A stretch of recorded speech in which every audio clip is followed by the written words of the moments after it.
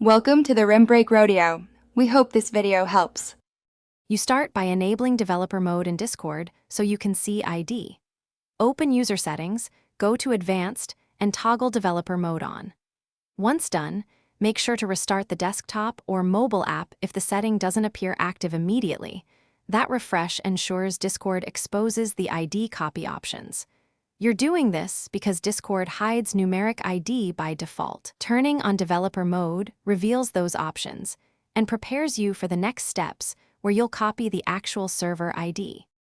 Now find the specific server you need the ID for. On desktop, right-click the server icon in the left column.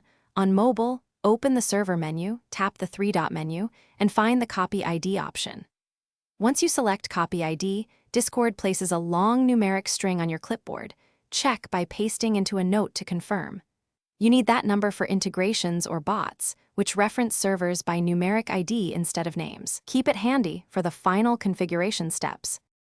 Finally, paste the server ID where required, bot settings, API calls, or support forms, making sure you target the correct server.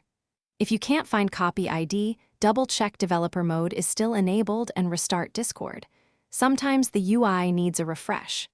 If the ID you pasted doesn't work, recopy it and verify you selected the right server icon.